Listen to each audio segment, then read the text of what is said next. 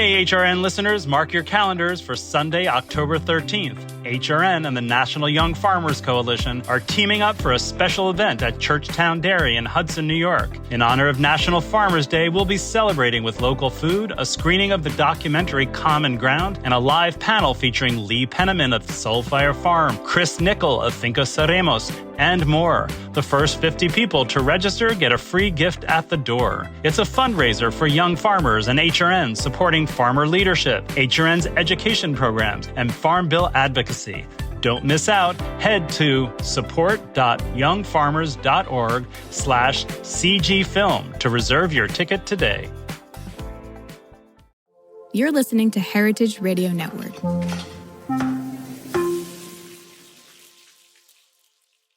HRN is food radio supported by you. Learn more at heritageradionetwork.org. Westholme is working with the land to create nature-led Australian Wagyu. Westholme believes that when nature leads, flavor follows. Learn more at westholme.com.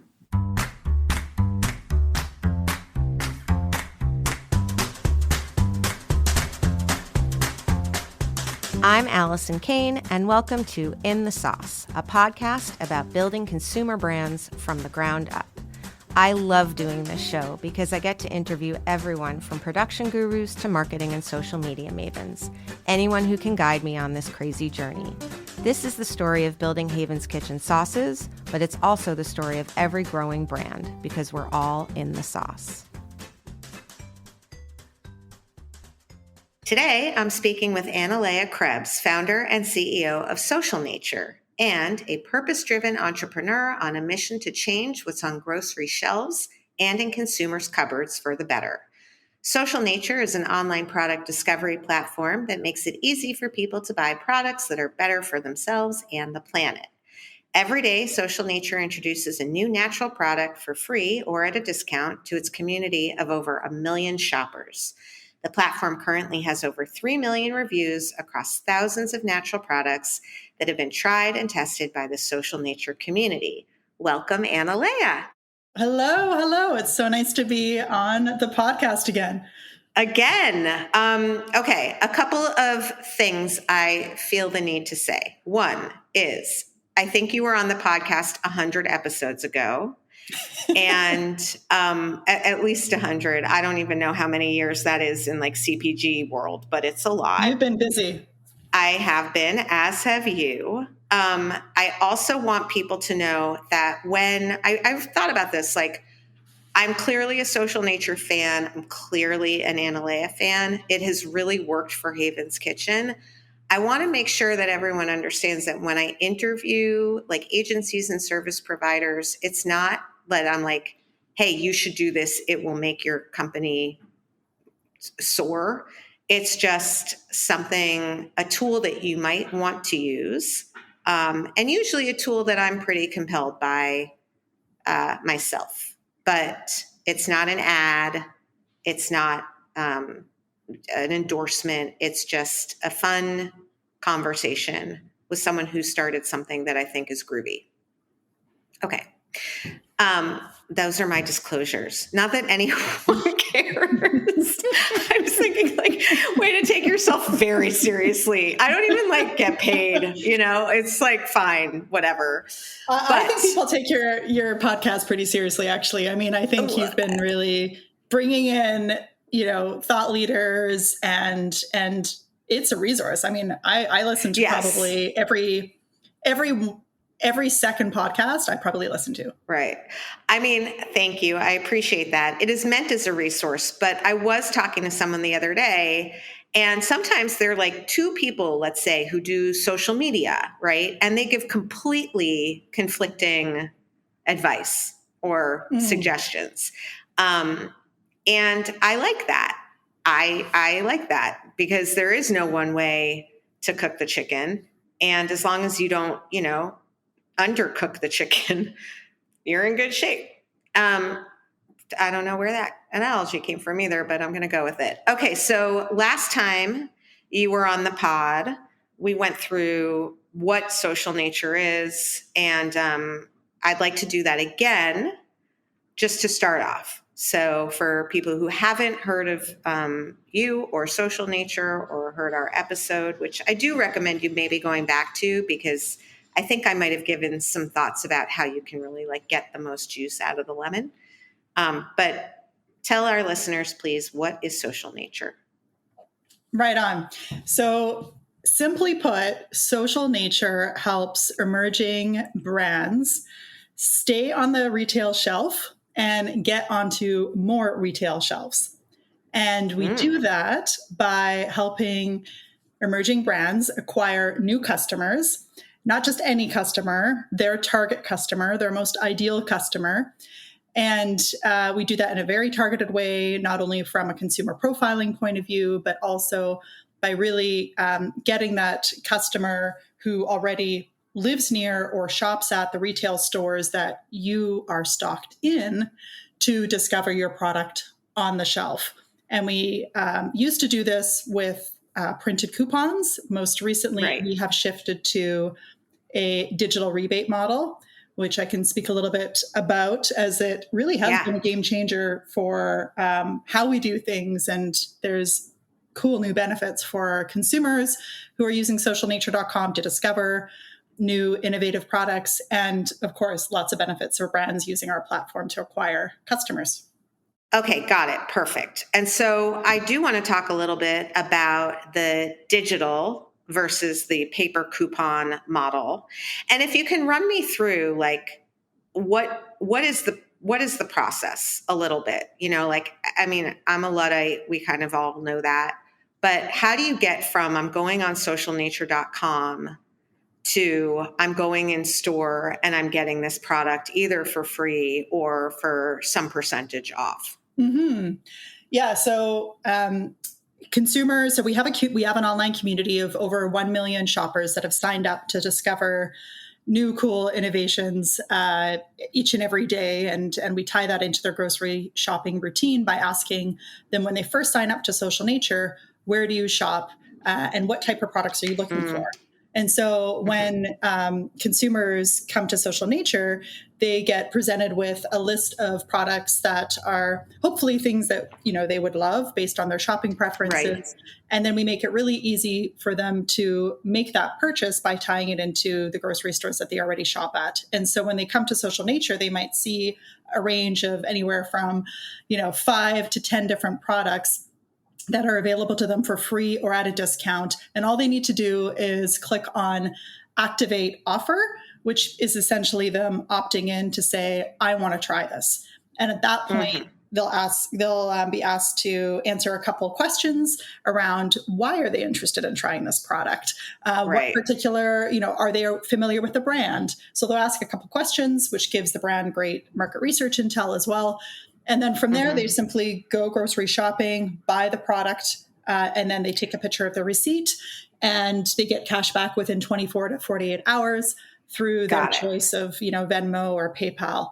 At that point, we also prompt them for a product review, as we want to know what they thought of this product. Often these are new products that people haven't purchased before. And so we ask them, what did you think? Product rating, detailed review, couple additional questions to really dig into, would they purchase again? Why or why not? And all that data and insights get shared back with the brand. And that's really the process. So the way that we imagine our community, and hope that they use our platform is really as a kind of companion for their grocery shopping trip. Since launching digital rebates, we're actually seeing shoppers use us more and more when they're actually in the grocery store. They'll, whip out their phone, they'll go to socialnature.com, they'll log in. It's already customized to, where they shop. Let's say they're at a Sprouts. So they'll see their Sprouts offers available to them. And what we've found through our research is that, 80% of the time, shoppers are just shopping for the same things, especially in today's economy, right? People are just adding the same old stuff that they, have tried and tested, so to speak, and that they know they like. Right. And so it's really that 20% that we're trying to get a new product or a new brand into that shopper's basket. And so when they're using the web experience to look for new things, we're reducing that initial price barrier with either a free trial or 50% off or buy one, get one free, whatever the brand feels they want to put out there to acquire a new customer. And then, Right. and then that's where we see shoppers make the switch. It's awesome. I have a question. I was going to get into it a little later, but I'm kind of curious. That 80%, I think I started the year in January with a LinkedIn post talking about basically my job as a founder is to present as little risk to investors, retailers, and consumers as possible. That in a time like this, the last thing that anyone wants is to introduce risk into their lives. And from a consumer perspective, that means I am not going to try something that I am not guaranteed to get every last freaking drop out of, because that's scary, for my wallet. But also I think there's something deeper where I think people are just sort of existentially like freaked the hell out. So that 80%, has that grown in your time doing this? Like that sort of quest for newness seems like it was more earlier, if that makes sense. Like, I think that fear of trying something new, if it doesn't work out, seems like with the economy and post-COVID and, just sort of the political unrest and everything that's just kind of freaking people out. Have you been able to track that? Yeah, we've seen a pullback on both sides of the marketplace, which is interesting because we work, of course, we work with brands and have this community. And so we've seen two things happen. We've seen brands pull back from launching new products and really focus in on, basically drop SKUs and or innovate less and really hone in on those product lines that are working, going all in on those. So we've seen that. So there's actually been less innovation hitting innovation. Yeah. And then on the consumer side, we are seeing, with rising grocery prices and tighter wallets in general, more of sticking to what you know and love. And that's even kind of amplified through online shopping services, right? Like Instacart, for example, where, the feature set is even just kind of like rinse and repeat your same shopping list, right? It's not necessarily even encouraging a lot of new product discovery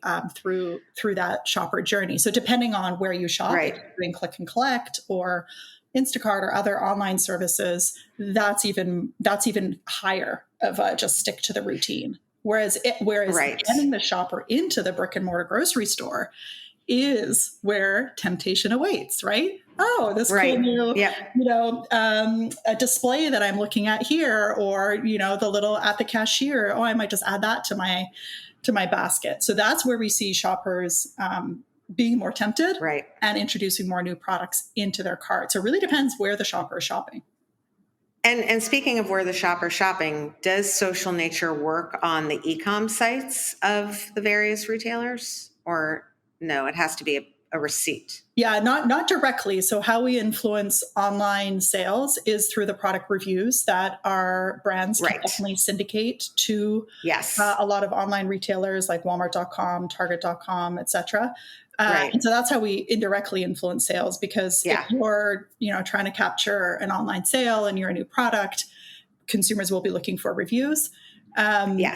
The other thing that we are going to be leaning into, as now we have over 3 million product reviews across thousands of natural products, is that one of our primary growth drivers in terms of growing our community of better for you seeking shoppers is Google search traffic. So consumers are looking online for, whatever it is, plant-based cheese or, whatever. Plant-based aioli. Yeah, there you go, plant-based aioli, and so they're typing in these searches, and we're often coming up on first page results because each product that we have featured on Social Nature gets minimum basically 1,000 reviews based on the size of campaigns we do, and so we see an opportunity there to help influence, not necessarily, well, it could be online sales, but basically influence the conversion of a Google search, high intent search into a sale, whether that sale happens online or offline, Right. that's again the brand's Right. choice. But that's an area we're going to start playing in. Yeah, I mean, all of that makes sense. And I think, one of the things that we talk about as a team a lot is this idea that you can actually like attribute to one particular tactic. Like the reality is it's all got to be sort of a perfect storm. And you and I were talking before we started recording. We started a Social Nature campaign. We had our best target week ever.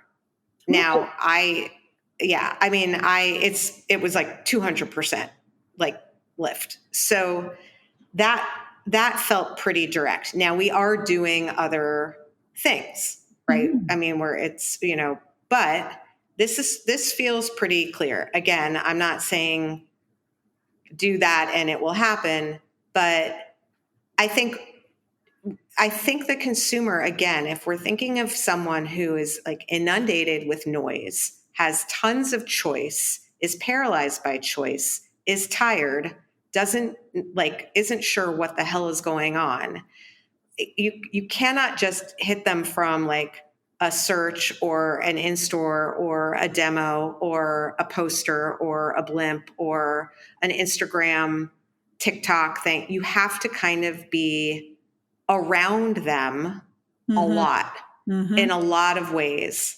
And it's probably going to take, if it was 7 times in 2016, it might be 12 in 2025. And it's like this and which, by the way, we've talked about is hard for brands because it makes it even harder to know where to spend your money and where to invest your resources. All right, I don't want to get too far along here. I want to take a quick break and then we'll come back and we'll talk more about Social Nature. We'll be right back. Whether you're a chef or just love going to restaurants, you know the best ingredients are everything, especially when it comes to beef. In Northern Australia, there's a different approach to raising high-quality beef. Westholme, based in Queensland and Northern Territory, is working with the land to create nature-led Australian Wagyu. Westholme stewards 16 million acres of rangeland guided by their natural ecosystem. They're led by a belief that if they balance the needs of their cattle with the needs of the environment, both can thrive.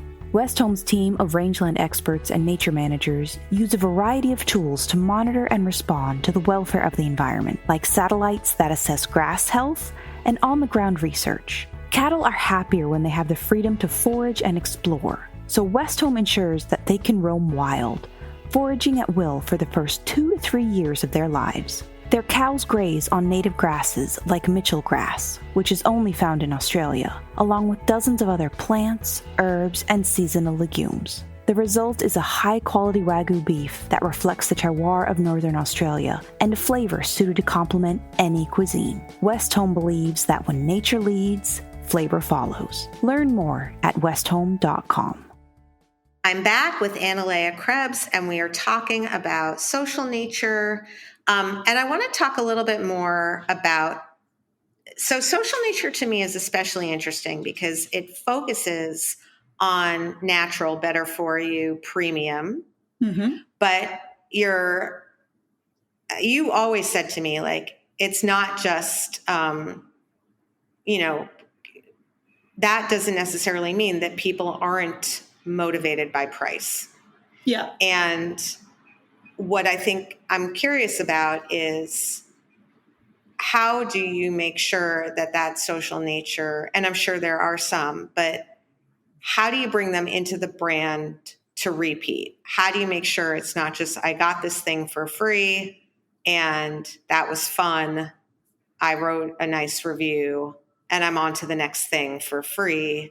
Because obviously for a brand, what we're trying to do is open the funnel wider so that we can convert more and have more retention. Yeah, absolutely. So I heard an interesting stat at the Natural Product Expo West earlier this year, and they mentioned that, and it was quite surprising, 72%, they said, of growth in CPG is driven by promotions. 72% of growth is driven by promotions. So it is, a truth, whether we like it or not. That you need to go on special or on discount or even offer your product for free at different times of the year to different cohorts of customers. And you do want to be as strategic as possible with that. So, we tell the brands that we work with, if your objective is to, let's say you launch a new product, for that type of a scenario, you do probably want to give away a certain amount of trial. So fully free. It's a new product. You want to get as many insights as possible. You want to get reviews. And when you give away your product for free, you have the right to ask the consumer for that information, right? They'll be more willing to give it to you. Now, once that product is in market and you have more distribution, at that point, it makes sense, to stay top of mind and just to kind of, again, separate yourself from the competition, give someone a reason to reach for you versus someone else on the shelf at a discount. And that's where a 50% off or a buy one, get one free can make sense depending on the price of your product. And actually, a lot of brands get confused with what type of discount promotion to offer. Yes. And we've seen that, for lower MSRP products, buy one, get one frees work well. For higher, 50% off or $5 off works well, depending on the price of your product. So there's, a bit of science to it there. Right. But once you get, once you have, so it depends on stage of, life cycle of product, amount of distribution, objective as to whether you go free or discount. Regardless, once you get the customer in on some kind of an incentive, to your point, you want to grow, the repeat purchases. So the first thing that you would want to do as a brand is get as much of that consumer's contact data as possible. So with Social Nature, we make available email opt-ins for every shopper that tries the product, whether it's on a discount or for free. Other solutions may not give you that. There's a bunch in the market. Right. So that would be always a question I would ask the vendor is, do I get the consumer's contact information? Failing that, is there a way to retarget that shopper? So maybe they don't give you the contact information, but they still allow you to retarget that shopper. That's kind of a second best scenario. So I want to pause for a second, because for anyone who's like a little bit, we're like, I don't want to say we are jargony right now, but we're like in it. So I want to back up for like someone who might be a couple of minutes behind in terms of their brand life. So one of the things that we love about using Social Nature is, to your point, that we can create a segment of our email list that is people that have come to the brand through Social Nature. And we can send them their own little emails. We can say, hey, thank you for trying this. Here's something else for you. We can say, hey, thank you for trying this. Since you gave us this, we want to send you our newest flavor to try also. Or we can just like add them to the list, which just beefs up our email list, which is great. You're saying a lot of other sort of, what do you call it? A digital sampling?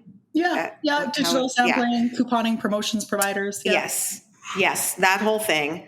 They don't necessarily give brands that information, which I can understand. They're like, that's our information. This is our consumer. They don't belong to you. But in second place of giving us that information, they should at least say, but 3 months after we do the couponing, we can send those people a follow-up and you can offer them, half off or another thing or whatever it is. Exactly. Is that that's what you mean? Yeah. Okay. Yeah. Brilliant recap. And so with the launch of our digital rebate solution, we now offer retargeting built into our kind of consumer journey. And that's really like, when I think about repeat purchase, you have to really think about the consumer journey from top of the funnel right through to the bottom. So the first is building brand awareness. And repeat purchase starts from how you engage from day one, because it's a very different experience if you're on, say, a savings app, and you're scrolling through, a huge feed of different offers, and there's an image of a product and no other education. And all that's making you move from one product to a different product is whether one is on sale or another. That's not how price. Yeah, exactly. No, it's also probably not the consumer that you're targeting. Right? Or that premium CPG brands are targeting, right? I mean, that's all of these natural brands should ideally, with repeat purchase as the North Star. We need to be looking for that consumer who gets educated on why we are more expensive, the value of our ingredients, how we do our sourcing, how we treat our employees. The more we kind of unpack and tell those stories, you've kind of hooked me as to the why. I need to understand why I need to pay what I'm paying, and the quality that I'm getting in return, amongst other, health and planet benefits. So so with every product promotion that we do, we really get into why it's better. We encourage brands to share video with us if that's part of something that they've created, which I really recommend, as much as possible brands do, to help tell that story. Because that's a leg up we have in the natural product space on the conventional brands, is telling our story, telling the why, getting consumers excited. And so we lead with that. We lead with the education. Then we make it easy for them to buy by tying it into their grocery shopping routine where they already shop, and making it easy for them to buy with an initial free or discounted offer. And then we offer the retargeting, typically 90 days after someone has initially purchased the product. It can be shorter depending on the product category. If you're a fast moving product, that might be 30 days later. It might even be 2 weeks later.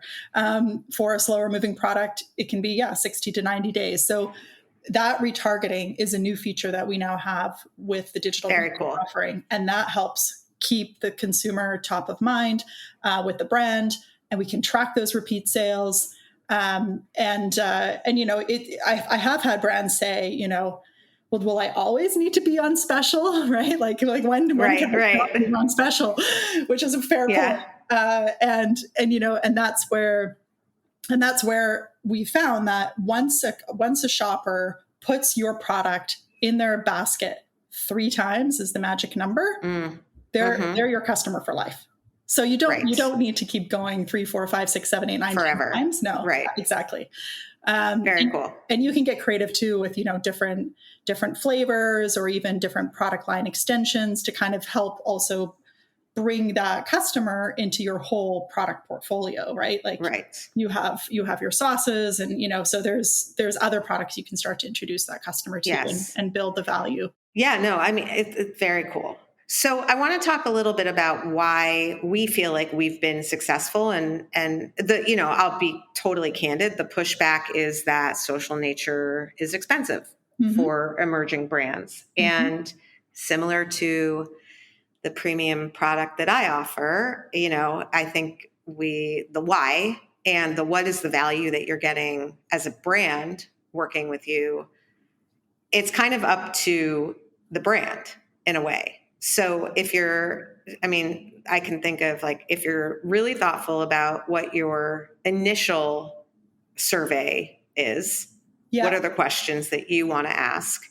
If you are very thoughtful about the post-purchase survey, case in point, when Jake Neller came on and he was talking about Sweet Nothings, and I think one of the questions was, where would you expect to find this in the grocery store? And most consumers said next to the frozen fruit, and he was next to the ice cream. That initiated for them a move within the category to a different set, which unlocked, I think, some massive velocity increase. So cool. So it doesn't always happen exactly like that, but those insights are really important and worth spending time on with the folks at Social Nature.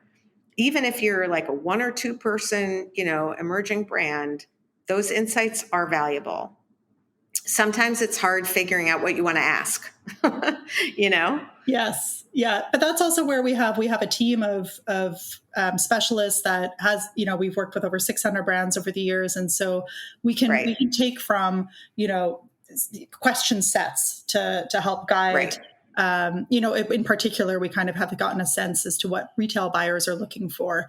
And so, are you new to the category is a question that we often ask in the survey questions, so that we can show what percentage of consumers are new to the category that are trying this product, and or what are the top product attributes that made you click on activate now. What made you what are the key drivers of this purchasing decision? Those are other really helpful points. So in working with us, you also get our expertise from working with hundreds of brands and across thousands of campaigns, and that's where certainly we are not the cheapest solution. If you're looking to drive there's more assets. There's more reasons why it's good. I mean, but just to dig into that for a second, even that, like, so if part one is making sure that you're asking the right questions, part two is using those answers to inform what you write on your package, where you are, marketed, where you're positioned in your sales decks, how you can go for secondary, right? I think one of our things with our chimichurri was, how do you use this? And 70 some odd percent said, on steak. So we took that and we said, out of 1,000 people, 700 people said they would use this on steak. So give us a secondary in meat, and we would get it. Not all the time, but those insights need to be used. And that's where I think brands fall off in really extracting as much value from the platform as they can. I guess what I'm saying is, if you only use it as a discount thing, you're not getting the full. Absolutely. Yeah, no, that it is, so often there's that stat that flies around that, 80% of new products fail after the first year in retail or something like that. And a lot of brands are just flying completely blind when they're in retail. And as an emerging brand, you do have that opportunity to kind of stay close to your consumer and get those insights. But as you grow and you're in 5,000, 10,000 stores, it's really hard to stay on top of what's happening in each of those stores. And that's where, Social Nature can be a bit of that, eyes on the ground, what's happening in store, are you out of stock? Like when we send shoppers into store, we can tell you if you're out of stock. We can tell you. I know.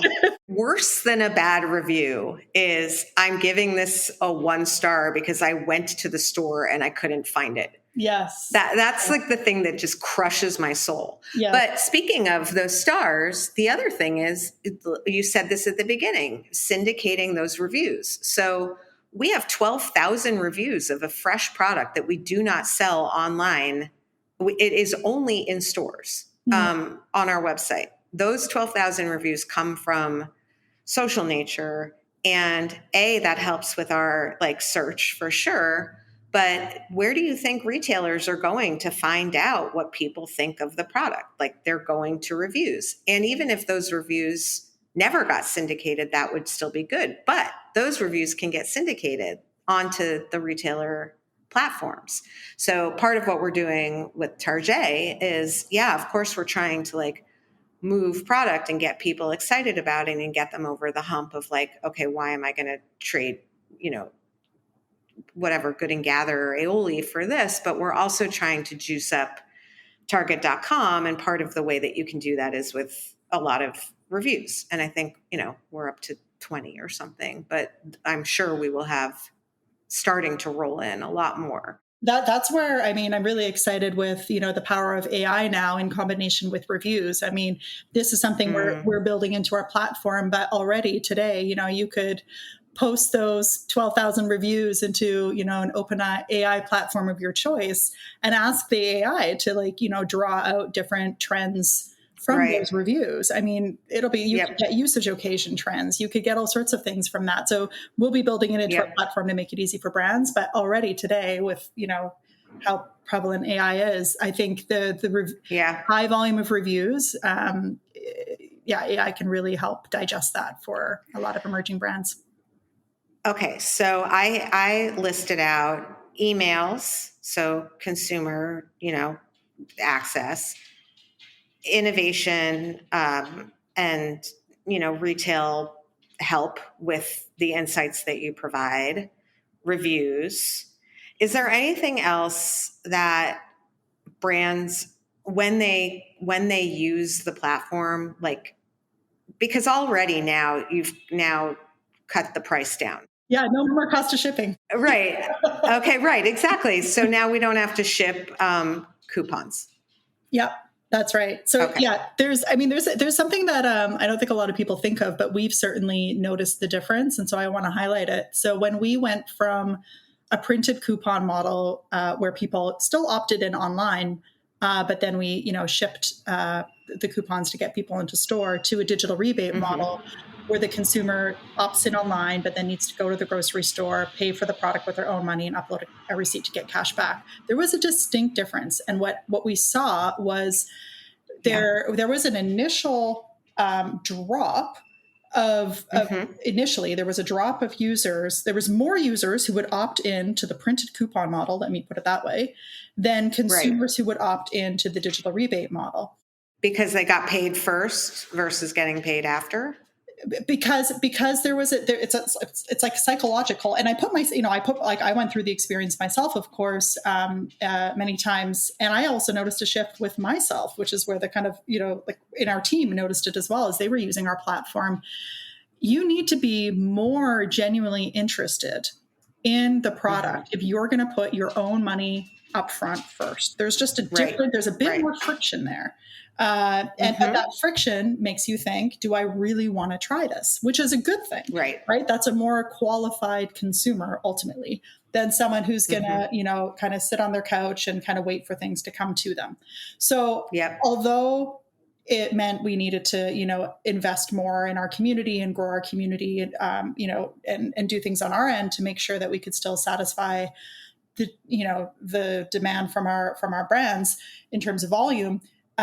We think that digital rebates is actually, the introduction of digital rebates has provided brands with a more qualified consumer. Right. I think that makes a lot of sense. It's also work for someone like me to take a picture of my receipt and then upload it to a thing, like that is also work that you have to be willing to do. So I think that's a really good point.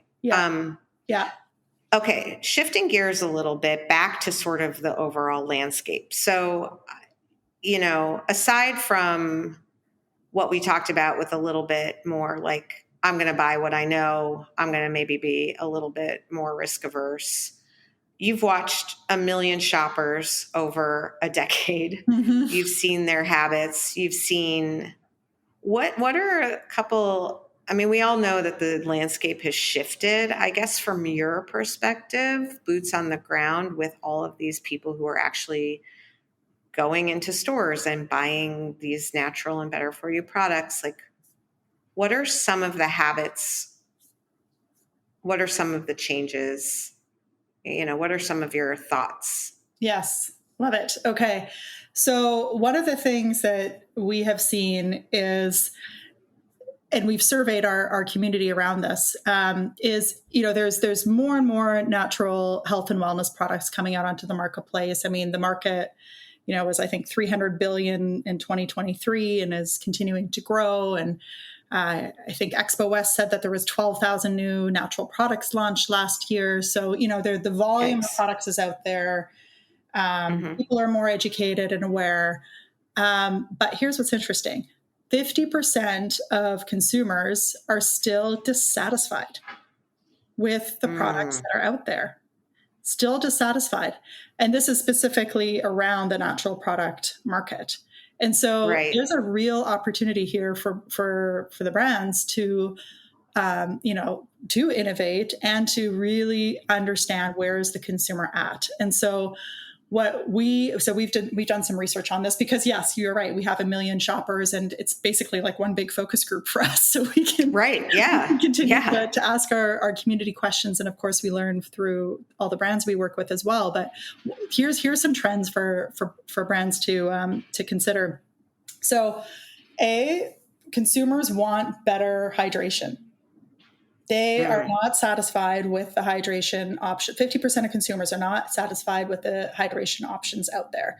And I think there's more and more research showing, that good hydration, whether it's from, electrolytes or otherwise, can boost energy and, do all sorts of good things for us. So that is an opportunity to win. Consumers want better hydration. The other thing that we're seeing is, there's obviously an aging population. And so there are real needs for, kind of the boring but important stuff like solutions for bone health. Right? That's not necessarily a, super trendy thing, but there's a huge aging population, and let's ask them what they need and let's get ahead of that.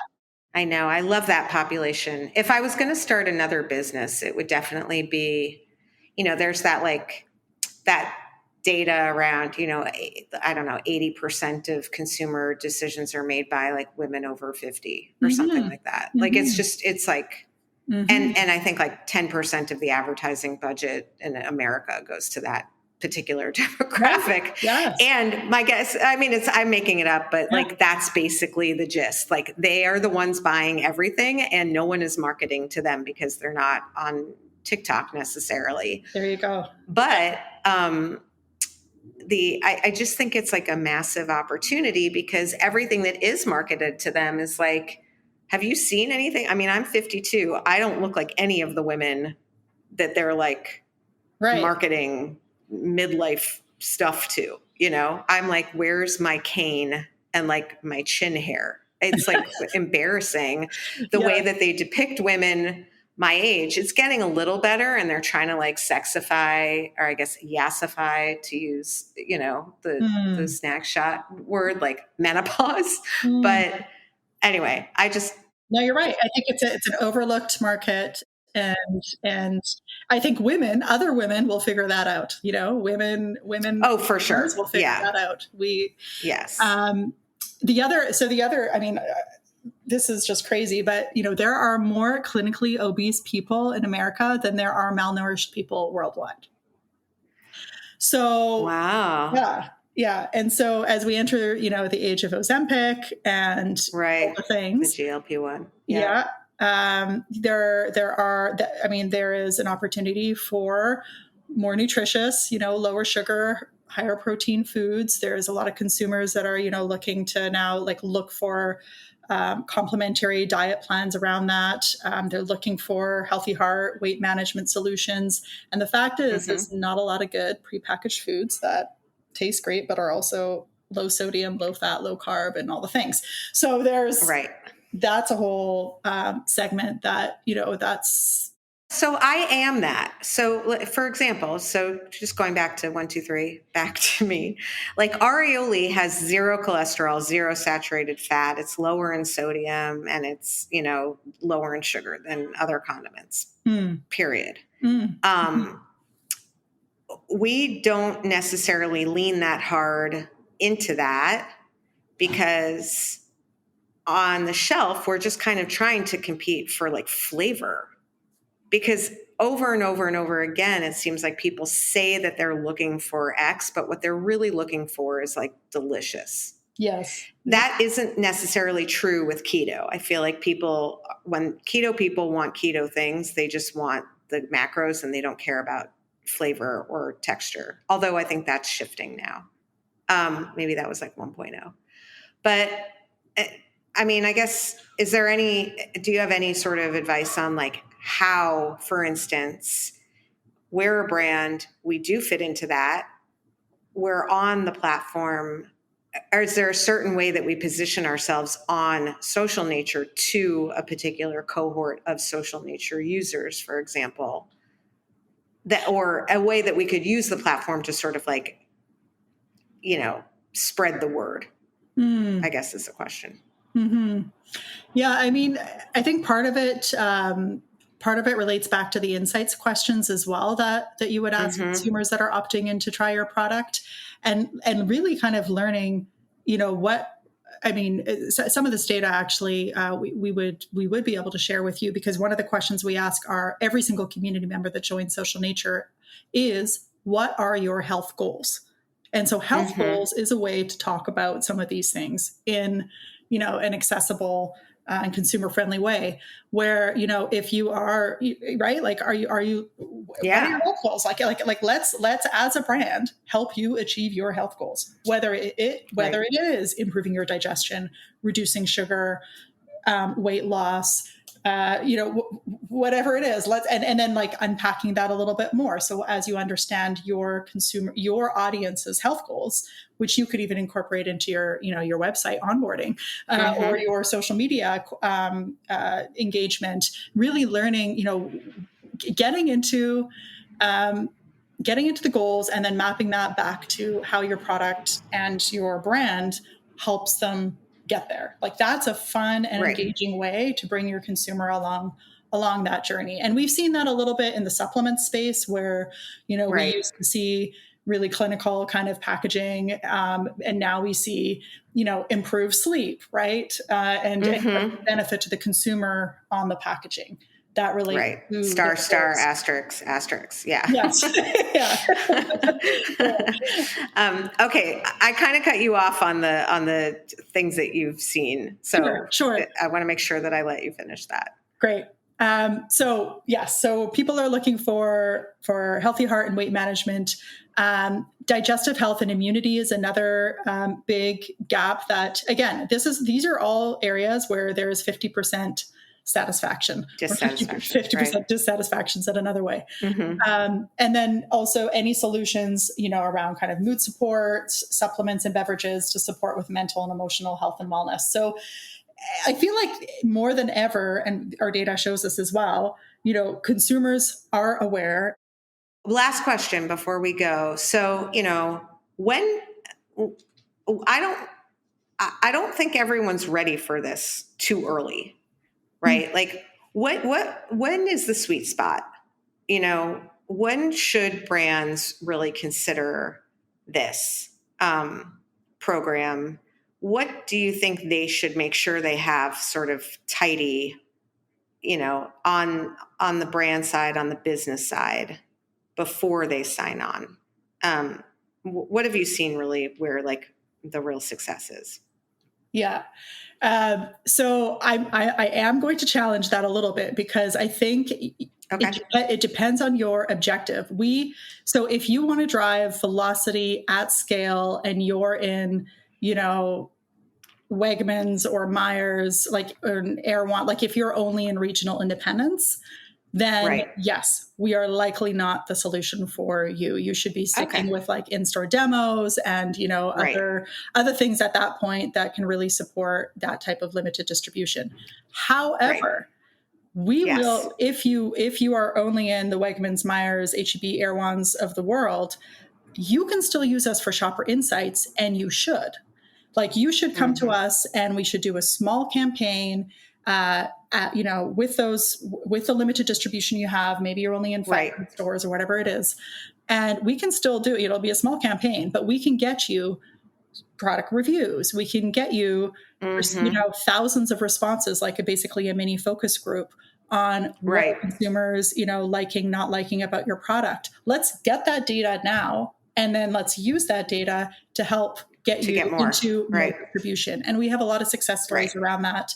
But that's when brands come to us and they don't have that much distribution, the objective should be get me shopper insights, get me social validation to help present to the larger retail buyers. Then that's great. I mean, it's good to know you can kind of flex down a bit. Yes, if you need to. We can. Yeah. Great. And then once you're in at like 1,000 stores or so, and you're, maybe you're National Sprouts or Whole Foods, or you're, you just got into 800 stores at Target or whatever it is. You don't need to be national everywhere by any means. We can use your store list and recruit around it.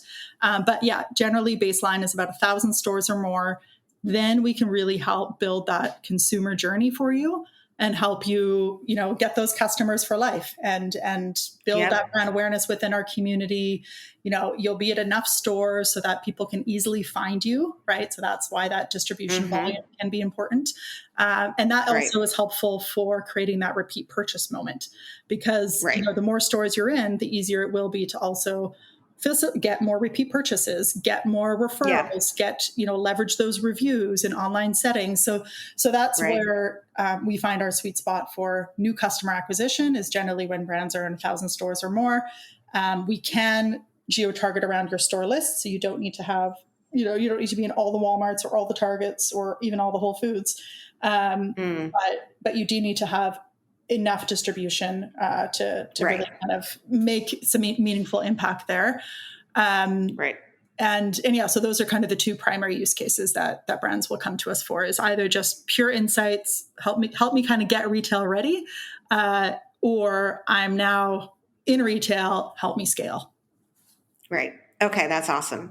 And then the second part of the question was making sure that you have your ducks in a row. You don't need to have an insights team. You don't even need to have like a fully built out marketing team. But I do think that you should have someone who can run the project, can take those emails, can follow up. I mean, that email list is valuable. Yeah, that's a good point. When we talk to brands and they don't have anyone kind of like who understands Klaviyo or who's doing segmenting or who's doing even emailing, we're like, okay, well, you're losing a little bit of value from this because, that's, if you really want to squeeze the lemon, to your point, which I love that mantra, is have a email sequence in place so that you can leverage those emails. We can do the retargeting for brands now as well. So that can all run through our platform, and it does make it a little better. Take that on as well. But yeah, I mean, it is typically brands that are working with us, at minimum, you typically have a couple million in annual sales. So typically they have, at least one quarterback on marketing or something like that. And that's just helpful because, the founder spread so thin. So that just helps working with vendor partners like us. But otherwise, we bring a lot of it to the table. We have an insights team that will help you develop your survey questions. We will do the onboarding for you into our platform. We know you're busy. We take on a lot of the heavy lifting. And so for a lot of our smaller clients, we almost feel like an extension of their team. Yeah. I mean, it has for us. Oh. Okay. That was amazing. Is there anything last licks you want to get out there that I didn't ask? I mean,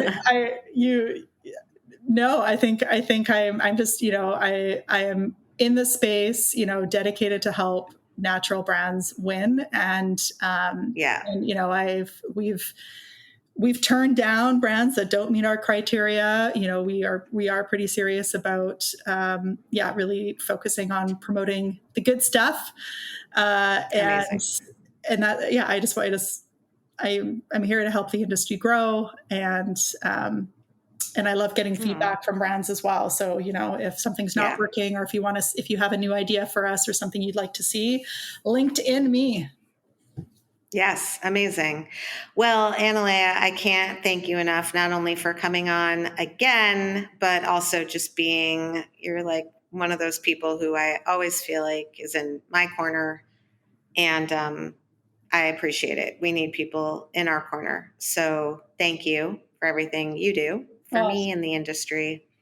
Thank you, Allie, and right back at you. Honestly, it means the world to me to have customers like you and to have, customers like you that also go above and beyond and support the industry as a whole. Thank you. You're helping all of us grow. Thanks. Liam, thank you. Congrats on all the things that are happening for you personally. And thank you for all of your help. And next week, everyone, I am going to be having my 250th episode of In the Sauce. And we're going to be doing this thing where like every 5 or 6 episodes, Adam Brown is coming on, and we're going to kind of recap and dig a little deeper, like a double click almost, on the 5 episodes that came before. Because I think a lot of us feel like there's a lot of content and all of these guests are like so chock full of insights. And sometimes they say something and we hit it and then we kind of move on to the next thing. So I hope you like that. And obviously I hope to hear from you. And I will be back next week with another episode of In the Sauce. In the Sauce is powered by Simplecast. Thanks for listening to Heritage Radio Network, food radio supported by you. Keep in touch at heritageradionetwork.org/subscribe.